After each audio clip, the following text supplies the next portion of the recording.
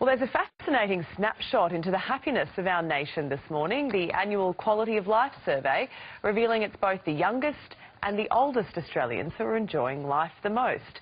Dr. Delise Hutchinson from Deakin University joins us now. Good morning to you. So talk us through these numbers. If you're young and if you're old, you're happy about everyone. You're happy about life, but everyone else in the middle is not so pleased. That's right. So our latest survey results from our partnership between Australian Unity and the Australian Centre on Quality of Life at Deakin University focused in on a number of issues, one of which is the relationship between age and well-being. And we found that the highest well-being is amongst younger adults and older adults into their retirement years. And there's a dampening of well-being during the middle adulthood years, around the age of 35 to 55. And what we think that's to do with is that during those years there's a lot of increasing pressures on adults. So it's a time when people might settle down and start families, they're raising kids, they might have to upscale or invest in a property, they might also have commitments at work which cause demands on their life, and they could also be looking after their own parents who are elderly and needing more support. So it's a time of increasing demand, but we do see, as I said, that wellbeing goes up as people move into their retirement years. We hit the streets across the weekend just to put this to some of our viewers, ask them about their own financial concerns. Let's have a listen. Financially unfortunate, no, they won't be better off than me. I've taught them how to save money. We're actually moving to Brisbane because it's too expensive here. They spend money, they don't think about the future. And, we talk about, everybody having avocado on toast when they go out for breakfast.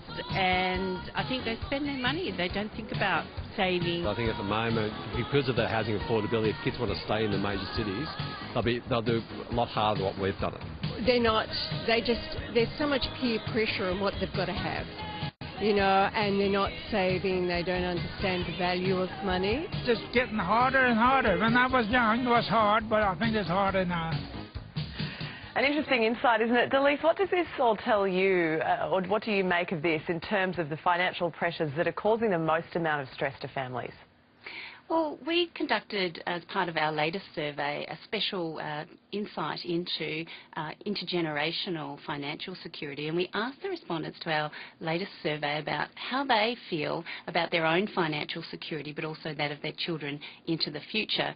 And interestingly, despite some of the comments that we've just heard, the respondents to our survey, which is an average survey of Australian adults, suggested that they felt 70% felt that their children would actually be equally as well off in the future as they are. And our respondents also felt that they were financially better off. 2/3 felt they were better off than their own parents were at their age. So it's interesting that despite economic concerns around things like housing affordability, educational debt, the job market and so forth, our latest survey results suggest that Australians are actually feeling pretty positive on the whole about their own financial security and that of their children into the future. It is nice to hear there is a sense of optimism out there. Dr. Delise Hutchinson, we appreciate your time this morning. Thank you very much for joining us. Thank you very much. Lisa. Thanks, Sylvia. Well, Princess